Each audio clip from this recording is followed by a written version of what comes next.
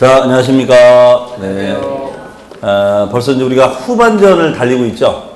네. 그러니까 이게 다른 데서 보면 이제 점점 이제 일들을 하고 있으니까 이제 못 나오신 분들도 계시고 한데,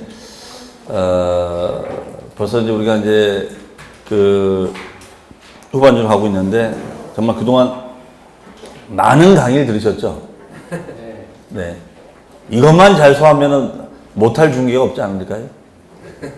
너무 많이 들었는데, 어쨌든 이걸 잘 해놨다가, 나중에 이제 실전 현장 가서, 이제 써먹을 때, 그런 상황에 부딪힐 때 이 공부했던 것들이 나중에 이제 튀어나올 수 있는 겁니다. 그러니까, 여러분들 이제 또 현업 활동 또 계획 다 짜고 계실 텐데, 또 남은 기간 또 잘 마무리 하셔가지고, 그 다음에 또 이제 여기도 서로 이제 많이 또 친해지셨잖아요. 그래서 우리 평택에서도 강의를 할 때 뭐 뒷부리 시간에도 다들 뭐 하는 게 어쨌든 사람을 많이 알게 된 게, 그리고 또 같이 현업을 할 수 있는 같은 입장에서 하는 사람들을 많이 알게 된 게 좀 많은 도움이 되고 있는 것 같다. 그렇죠. 혼자 뭘 계획할 때는 좀 걱정이 많이 되잖아요. 근데 이제 서로 이제 체크가 되고 하는 거니까 하여튼 졸업 이거 수료하시더라도 모임도 좀 잘 가지시고 또 임원분들 통해서 이렇게 물건 공동 준비도 많이 하시고 그렇게 해서 좀 잘 되시길 바랍니다. 자, 오늘은 우리가 사실은 뭐 부동산 관련 세금에 대해서 뭐 다 했는데 또 우리 배운 지가 좀 됐어요. 그래서 또 돌아서면 또 우리가 까먹었기 때문에 오늘은 양도소득세만 가지고 또 이제 진행을 하는 시간 갖도록 하겠습니다. 물론 우리가 시험 볼 때는 양도세 공부를 많이 했죠. 그런데 민계공 하느라 생각보다 많이 못했어요. 그래서 오늘은 양도세를 차근차근 또 한번 짚어보는 시간 갖도록 하겠습니다. 우리 양도소득세에서 보면은 일단은 우리 뭐 시험 공부할 때도 했었지만은 일단 양도의 개념과 범위부터 한번 보도록 하겠습니다. 우리가 양도,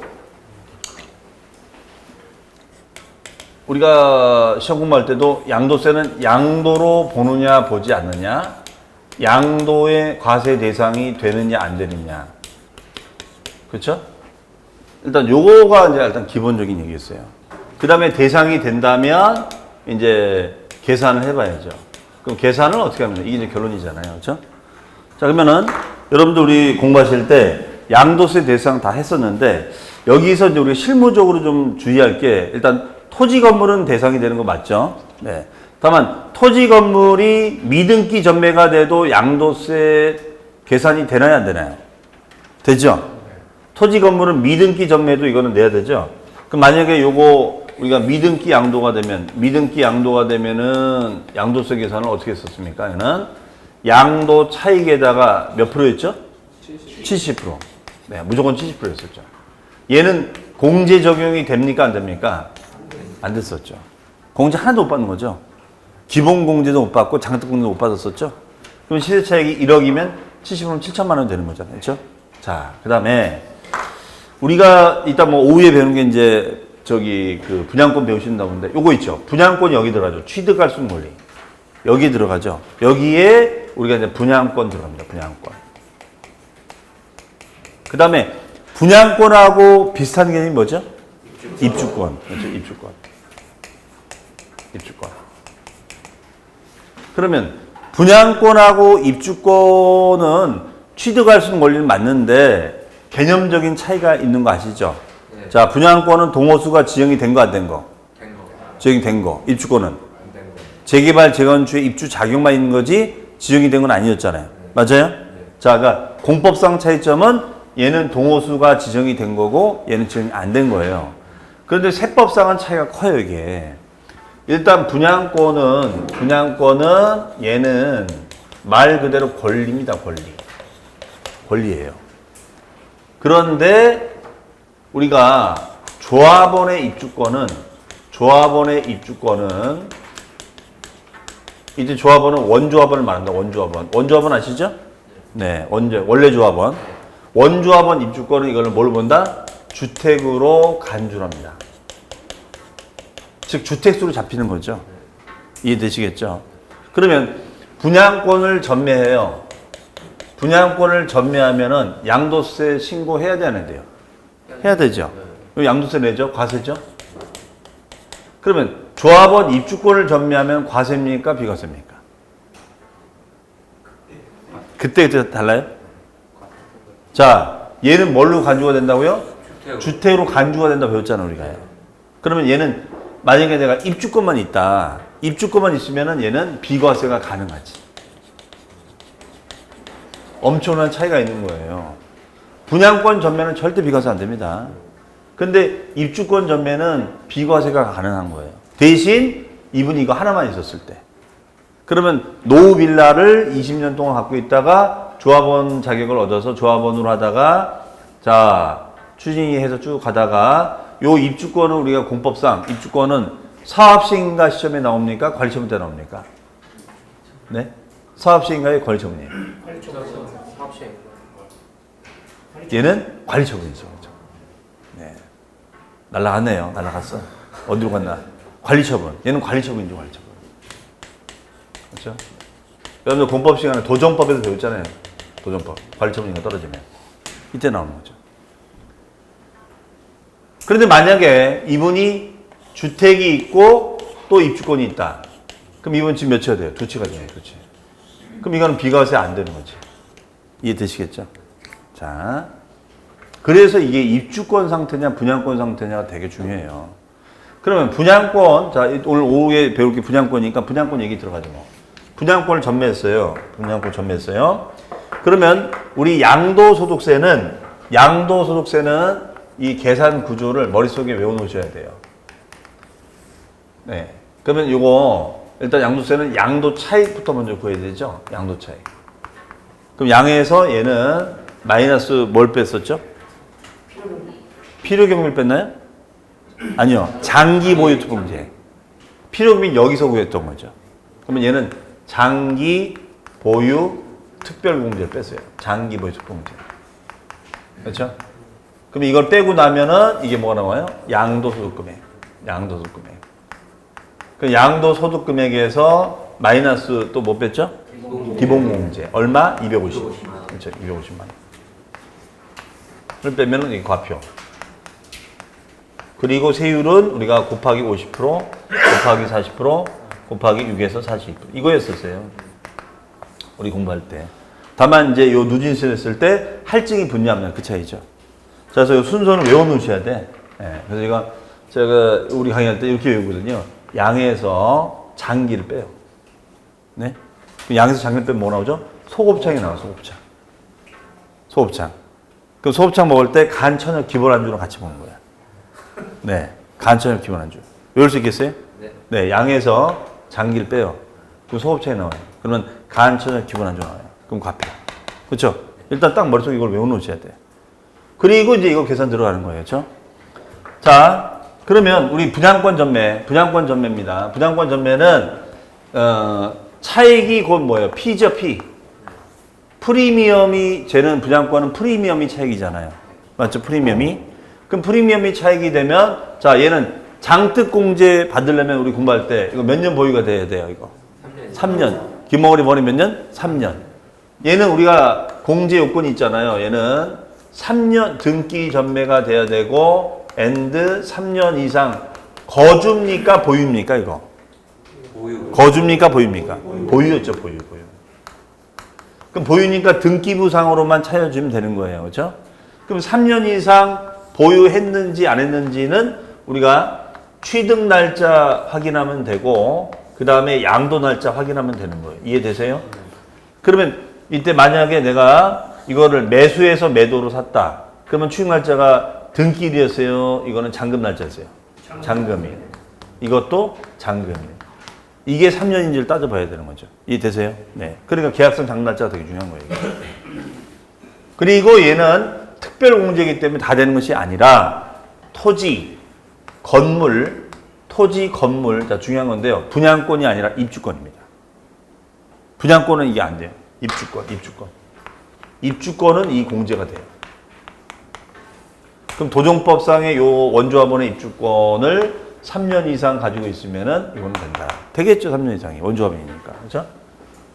그러면 분양권 전매인데 전매 피가 예를 들어서 1,000만 원이 붙었어요. 1,000만 원. 그럼 1,000에서 장특공제가 될까 안 될까요? 얘는 분양권은 입주권이 아니잖아요. 그러니까 분양권 전매는 장특공제 있다 없다 없어요. 얘는 없어요. 네. 그리고 200 그러면은 얘는 얼마예요? 그대로 1,000만 원이죠? 1,000만 원. 그러면 250만 원 이게 얼마죠? 250이죠? 예. 그러면 250만 원 공제가 되느냐? 얘는 공제가 돼요. 이건 돼요, 이거는. 분양권도 기본공제는 다 되는 거예요. 기본 공제가 안 되는 거는 딱 한 가지. 미등기 전매. 미등기 전매 말고는 다 돼요. 땅이든 건물이든 주식이든 다 된다니까요. 네. 그러면 우리가 분양권 전매했을 때 공제 혜택을 보는 건 딱 한 가지야. 250만 원 공제. 그러면 얘가 1,000에서 250 빼면 얼마죠? 750이죠? 그럼 750만 원이 과표가 되는 거예요. 어떻게 계산하는지 아시겠죠? 그럼 보통 분양권 전매는 1년 넘겨야 안 넘겨요? 넘기는데 보통 1년 미만이나 길어야 1년 이상 2년 미만이죠. 돌리고 보니까. 그렇죠? 그럼 거의 2구간 아니면 2구간에 걸릴 거라고. 분양권 전매는. 맞죠? 그럼 만약에 1년 이내에 전매해버리면 50% 내야 돼, 50%. 그럼 얼마 남아요? 750의 반이 얼마예요? 375만 원.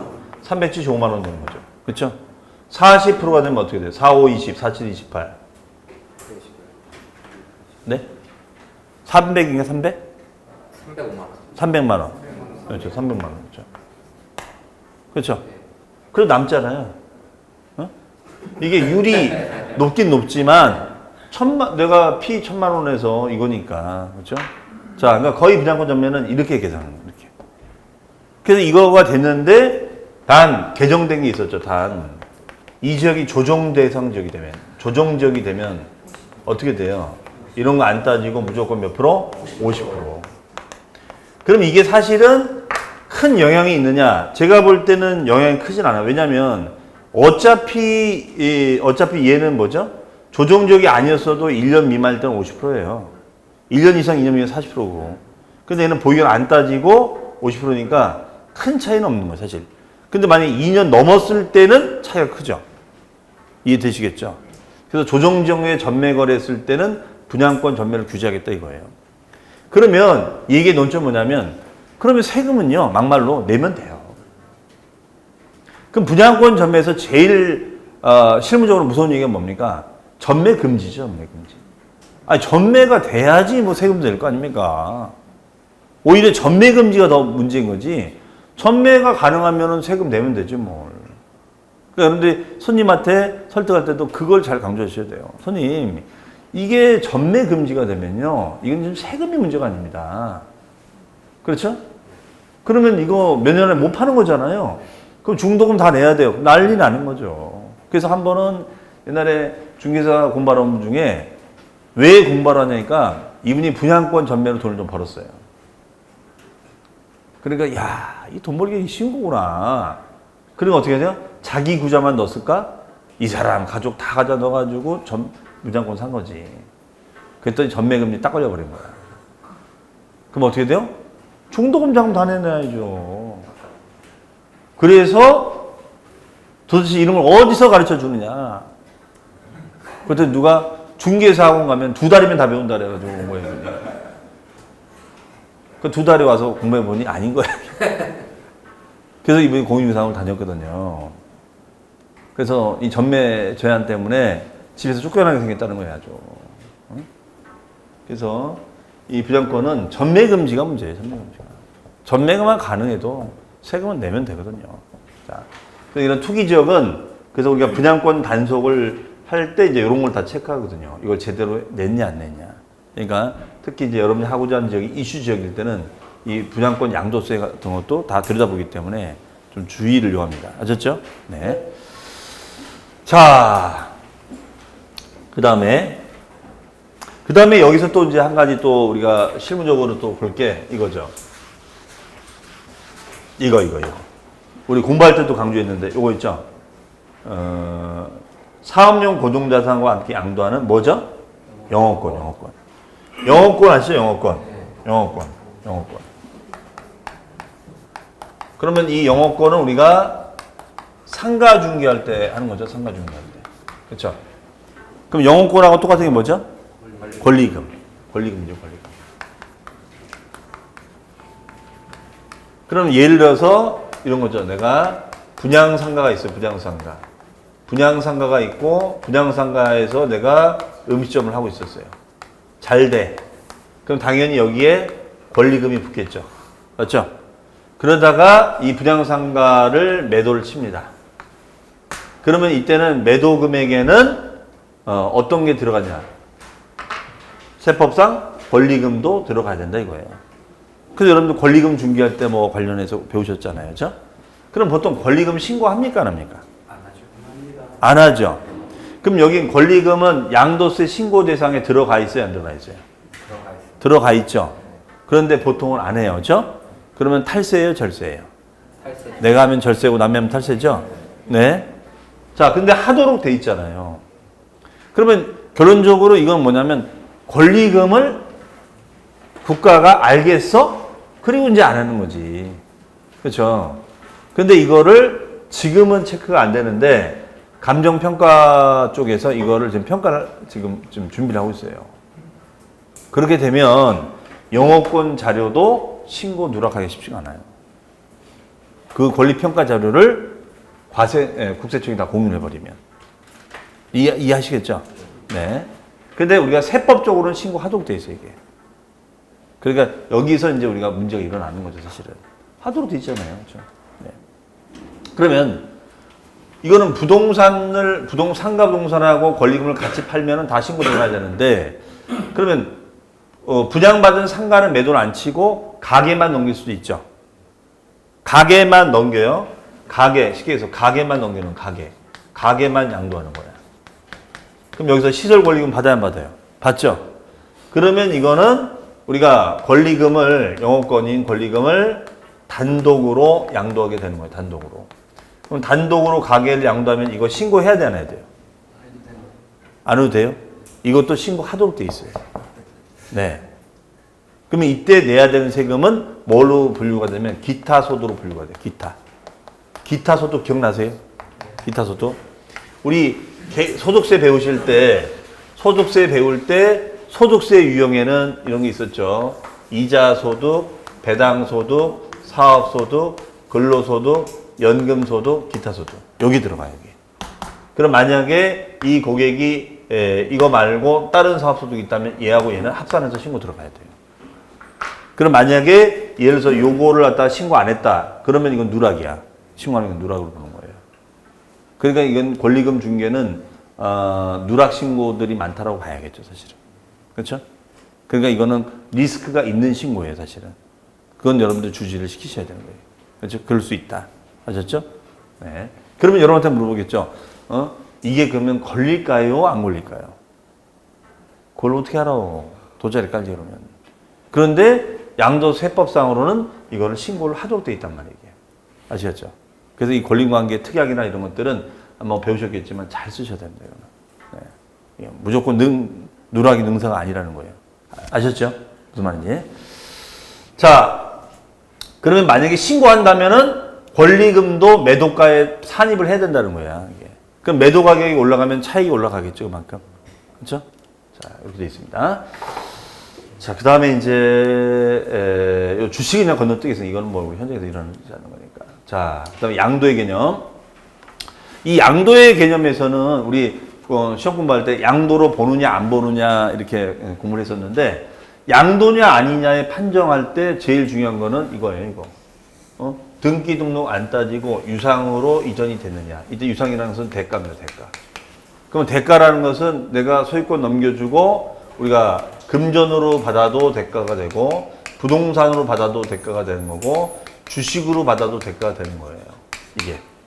그러면 이게 왜 중요한 거냐면 만약에 이게 양도가 아니면 양도세 낼 필요가 없는 거잖아요.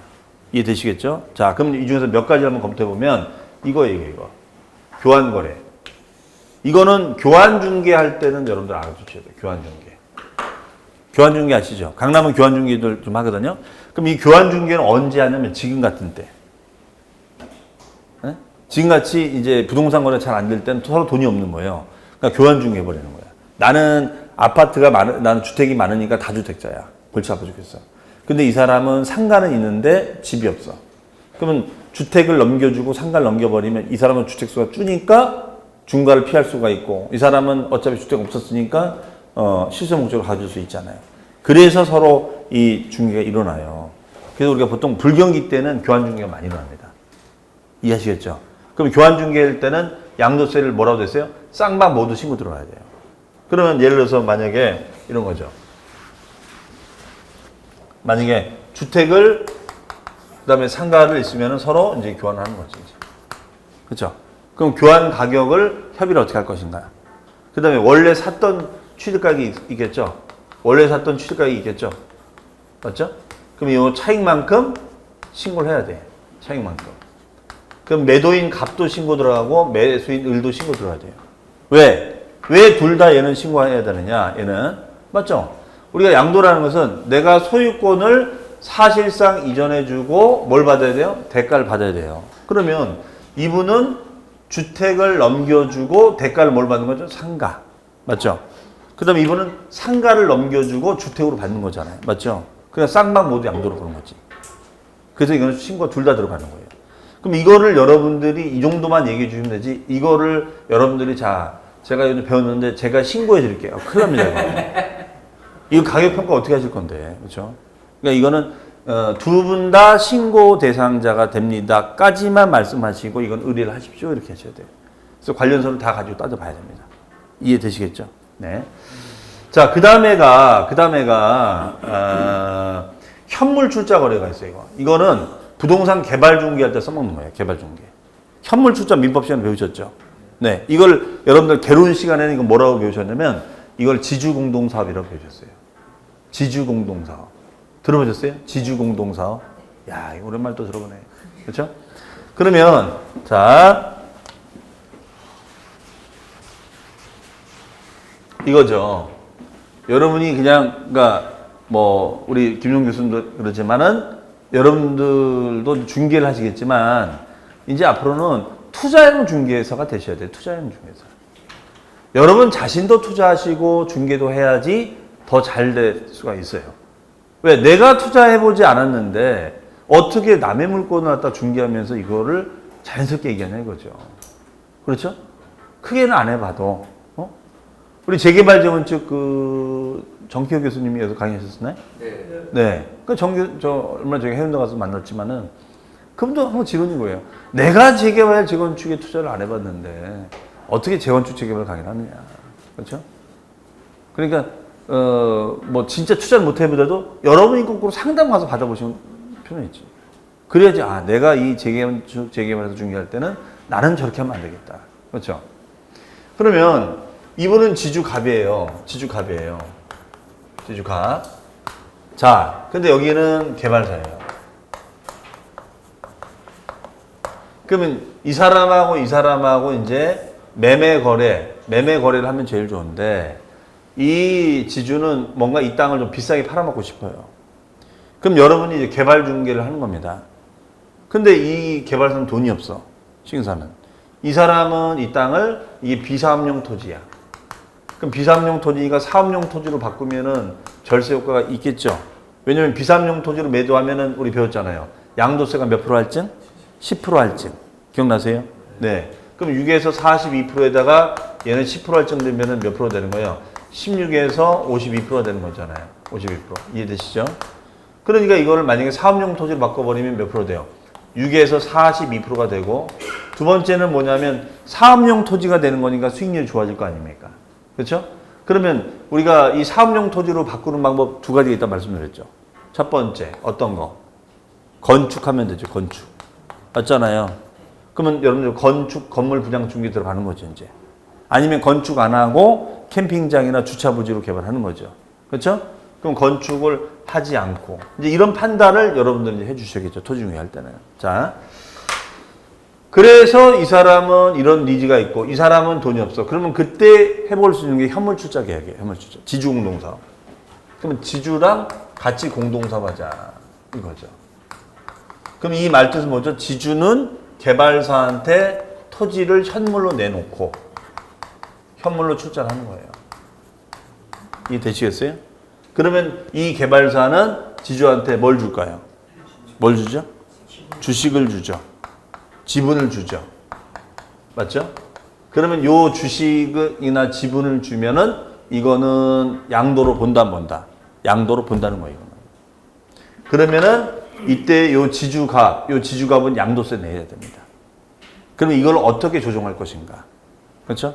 근데 양도세가 많이 나와. 그러면 이분이 못 낸다고 하지. 그러면 얘네는 어차피 이걸 물건 가져가는 거니까 개발사하고 협의를 해야죠. 이건 당신네 좀 부담해야 될 것 같다. 그렇죠? 그래서 여러분이 이걸 왜 도와주는 거예요? 당장 매매한 것도 아니잖아요. 그렇죠? 왜 도와주긴 이게 사업용 토지가 돼서 개발이 되면 그거에 대한 전속 중개 줄 거 아니냐 이거죠. 그렇죠? 그러면 개발 중개 하시는 거예요, 여러분들이. 그러면 전속 중개 맡아가지고 이거 개발되면 저한테 다 주세요. 이렇게 되는 거지. 그럼 지주 설득하고 시행사 설득하면 되는 거잖아요. 이해하시겠죠? 그때 써먹는 이 중개가 현물출자중개예요. 근데 이게 성공하기 쉽지가 않아. 그러면 이런 게 성공하려면은 지주가 원지주 아니면 많아야 둘. 지주가 많으면 안 돼. 생각이 다 틀려지는 거예요. 이게. 그래서 이게 가장 지주공동 사업이 왜 어렵냐면요. 지주가 많아버리면 작업하기가 너무 힘든 거예요. 우리가 종중 땅 작업이 왜 힘들죠? 종중원들이 많잖아요. 서로 생각이 다 틀린 거야. 선제로부터 물려온 땅을 왜 팔아야 되냐? 왜 팔아야 되긴 여기가 지금 SK 하이닉스가 용인에 들어온다고 하니까 팔아야지. 네? 수부님 이러시면 안 됩니다. 네? 왜 안 돼? 이거 팔아서 팔자면 고쳐야지. 서로 생각이 틀린 거예요. 그렇죠? 그래서 이제 이런 지주공동사업이 개발 중개로 가서 참 좋긴 한데 작업하기가 쉽지 않다. 이게 실무적으로 문제예요. 근데 이 지주가 원지주 아니면은 한 2명이다. 그 정도면 딱 좋지 사실. 이 2명, 3명만 설득하면 되는 거잖아요. 그러면 여러분이 이거 다 가져갈 수 있어요. 그렇죠? 이렇게. 그러니까 이게 작업기간이 시간이 많이 걸리겠어요? 적게 걸리겠어요? 아유, 많이 걸리지. 이 지주의 마음을 얻어야 되잖아요. 지주의 마음을 얻는 방법, 책이 안 나오잖아요. 어떻게 얻어야 돼, 지주? 그렇죠? 기도를 해야 돼, 어떻게 해야 돼? 네. 그러니까 교감이 돼야 되잖아요. 그러니까 토지 중개하는 분들은 매일 놀러 다니는 거야. 그렇죠? 주말만 되면 놀러 다니는 누구랑요? 지주랑요. 그게 일이야. 그러다가 하나 이렇게 던져주는 거예요. 그렇죠? 자, 그 다음에 이제 우리 시험 공부할 때도 중요하게 했었지만 우리 실무에서도 중요하죠. 요 부담보 증여. 요 부담보 증여 한번 정리를 좀 해보겠습니다.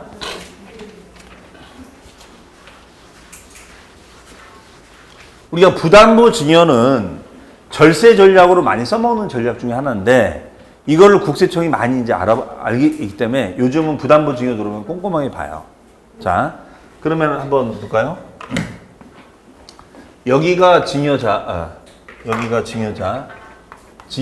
갑입니다. 갑. 여기가 수중자 을이에요.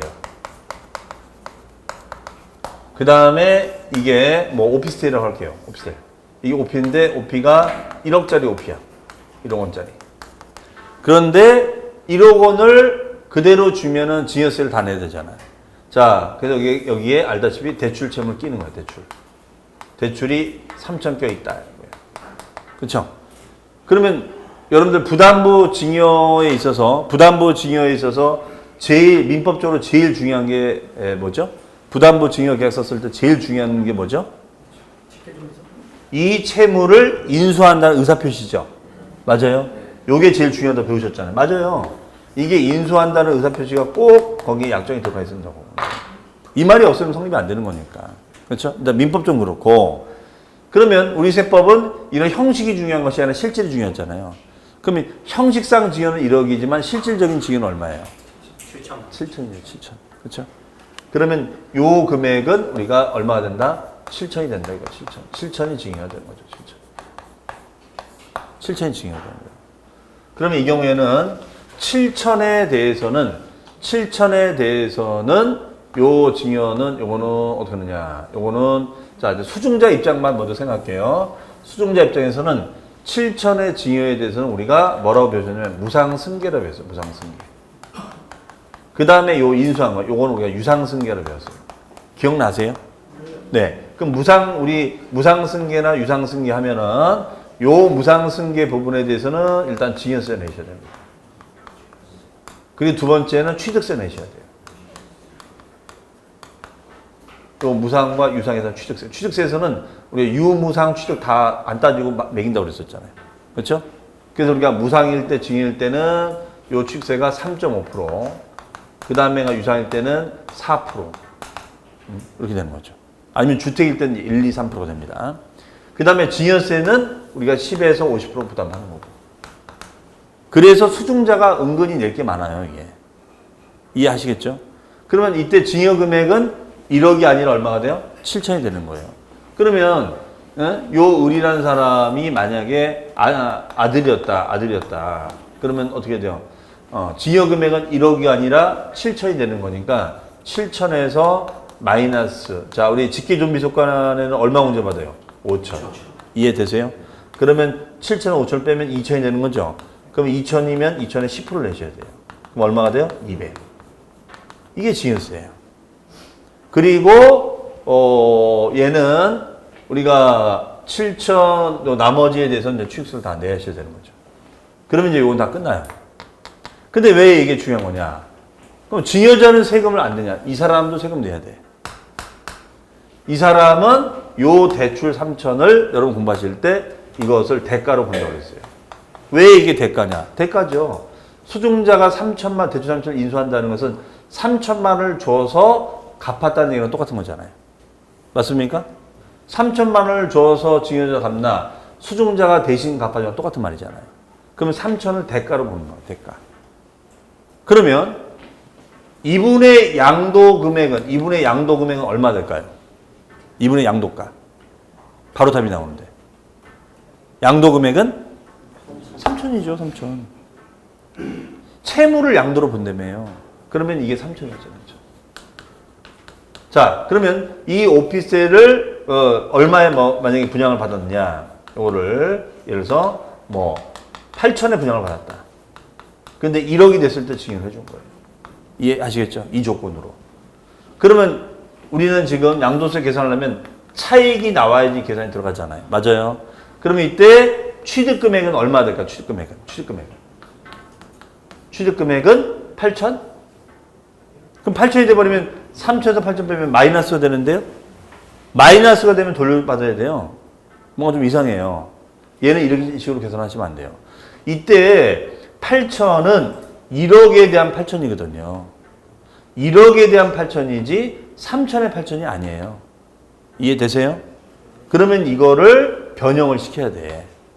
그럼 3천만 원이라는 것은 어떻게 나온 거냐? 이거는 1억 원을 증여하기로 했는데 그 증여하기로 한 1억 원 중에서 3천만 원의 비율만큼을 양도로 본다. 이 뜻이거든요. 그러면 30%의 비율만큼 양도가 되는 거죠. 이해되시겠죠? 그럼 1억에 3천이면 얼마죠? 3천. 그럼 왜 30% 알아야 되느냐? 자, 그러면 이 30%를 여기에다만 적용하는 것이 아니라 여기다도 적용해 준다는 얘기예요. 이런 걸 여러분들 공부하실 때 뭐라고 배웠냐면 동일시 기준 원칙이라고 배웠어요. 혹시 기억나세요? 동일시 기준 원칙? 네. 불 꺼졌습니다, 지금. 네. 그렇죠? 그러면 이때 여기는 취득가액이 8천이 아니라 어떻게 하라는 거예요? 8천 곱하기 30%를 하라는 얘기예요. 그럼 8천에 30%는 얼마예요? 2,400. 2,400을 문제받는 거예요. 2,400. 그러면 이때는 3천에서 2,400 빼주면 되겠죠. 그럼 얼마 나와요? 600. 네, 600이에요. 이게 양도 차익이에요. 이렇게 하는 거예요. 그러니까 이 부담부 증여가 은근히 까다로운 조항이에요, 이게. 그렇죠? 그럼 이 사람은 이런 식의 600에 대해서 양도세 신고들 하고, 이 사람은 우리가 증여세 내야 되죠. 또 무상승계 3점 취득세, 유상에 요거 다 내야 되는 거예요. 그러니까 양도와 증여가 다 일어나니까 복잡한 규정이죠, 이게. 그럼 이거를 복잡함에도 불구하고 왜 이거를 하려고 합니까? 그럼 이거의 실익은 뭐죠? 증여 금액을 줄일 수 있는 실익이 있는 거죠. 그렇죠? 그러면은 요 1억 원의 증여인데 대출을 끼게 되면 7천원 줄어드니까 증여세가 줄 거 아니야 이거죠. 이해되시겠죠? 그러면 이거에 대해서 국세청은 액면가 그대로 다 믿어주냐? 그렇지가 않다는 거예요. 이거에 대해서는 만약에 증여자하고 수증자 간의 관계가 직계 존비 속간이 되거나 배우자 간이 되면 이 대출 3천을 의심을 합니다. 의심을 해요. 그러니까 여러분들이 아마 주로 OP 중개 같은 거 소액물건 중개하면은 그런 거 많이 하죠. 이걸 자식 이름으로 넘겨주고 싶은데 대출을 껴서 주느냐 전세를 껴서 주느냐 이런 게 하잖아요. 그렇죠? 그러면 우리가 이 채무라는 것은 대출금도 있고 전세금도 있단 말이에요. 이해되시겠죠? 그러면 우리가 보통 갭 투자는 전세가 된단 말이에요. 그러면 일단은 이거에 대해서 국세청은 일단 의심을 하는데 전세보다는 대출을 의심하지. 전세는 일단 의심을 잘하지 않죠. 왜? 전세 끼고 사는 거니까. 갭 투자는. 맞죠? 그런데 대출은 이런 직계존비속간의 대출은 의심을 하는 거예요. 과연 이 아들이 대출 받을 능력이 되느냐 이거예요. 특히 요즘처럼 LTV 60%가 돼버리면은 거의 안 되는 거잖아요. 그럼 얘가 대출이 나오냐 이거죠, 이게. 그래서 일단은 직업이 불투명하거나 아니면 소득세 내는 사실이 없다거나 나이가 어린다거나 그러면 이거에 대해서는 소명 요구가 들어와요, 소명 들어옵니다. 그 소명 요구서 받으면 이 대출 다 증명해야 돼요, 이게. 이해하시겠죠? 그러니까 만약에 이게 진성 채무라고 한다면 증여세를 줄 수 있는 효과가 있는 건 맞지. 근데 이게 과연 이게 진성 채무냐? 그렇죠? 그러니까 무리하게 대출을 껴가지고 하게 되면 이게 문제가 돼요, 이건 나중에. 그러니까 결론적으로 이거는 금융상담 잘해줘야 된다고요. 그럴 거 아닙니까?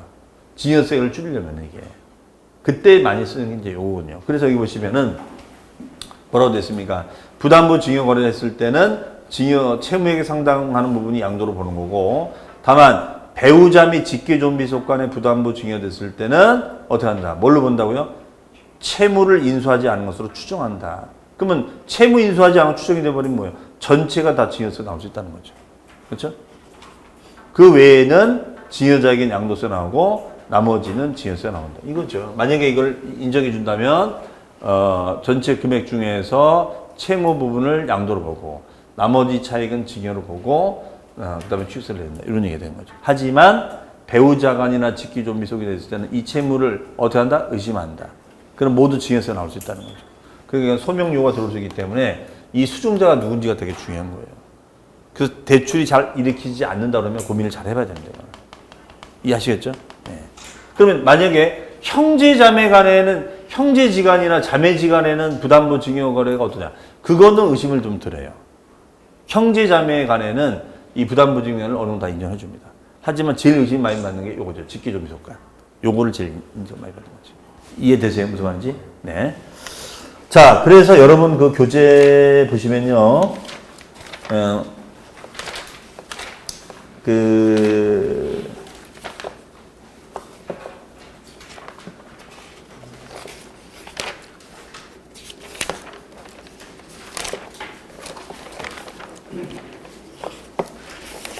공식이 하나 있을 거예요. 거기 페이지가 안 나오나 이게? 양도세 계산 구조 다음에 보시면 혹시 이 페이지 보이시나요? 찾을 수 있나요?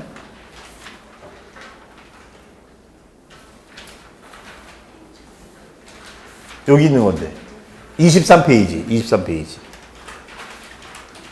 네. 혹시 이 자료 보이시나요? 네. 요게 부담부 증여. 요거 말하는 거예요. 요거. 요 거래 말하는 거예요. 요 거래. 요렇게 됐을 때 계산 어떻게 하느냐. 찾으셨어요? 네. 페이지가 안 보이죠? 그죠? 여기 23페이지 있는데, 요게. 그러면, 요게, 지금 제가, 요 사례가 요거예요. 요거.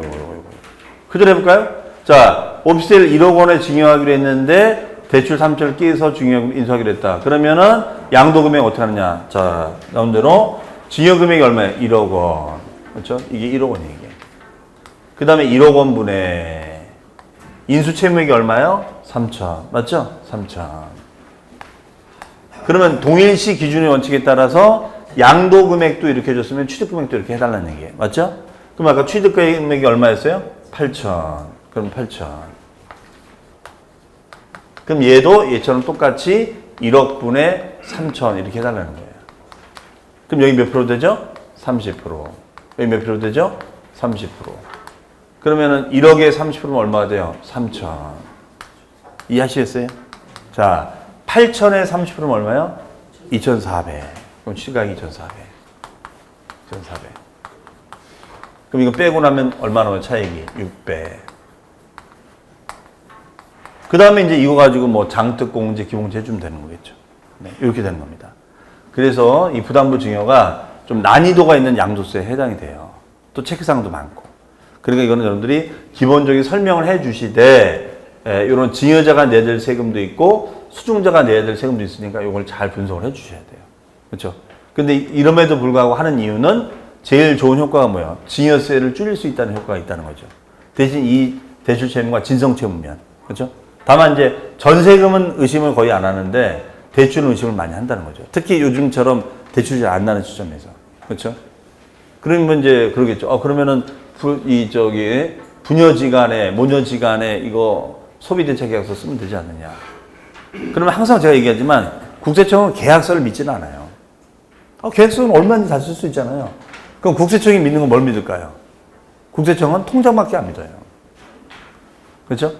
그러면 이 대출에 대해서 어떻게 생각할까요? 직기 좀 있을 간에 대출 상환이 이루어지고 있는지, 꾸준하게 이루어지고 있는지를 나중에 보겠지. 그렇죠? 근데 대출금 한 번 내고 안 냈어. 한 번도 안 냈어. 근데 이게 부담부 증여 약정해 놓은 거야. 그럼 어떻게 된다? 다 증여세 나오는 거예요. 그래서 요즘 이 부담부 증여는 우리가 많이 활용해 먹었던 방법이기 때문에 요거는 나중에 체크업이 된다는 거예요. 그러니까 이거 쓸 때는 전문가랑 잘 상의해서 쓰게끔 만드셔야 돼요. 이해하시겠죠? 네. 자, 그럼 잠시 쉬었다가 이제 나머지 주제 가지고 또 한번 해보겠습니다. 네.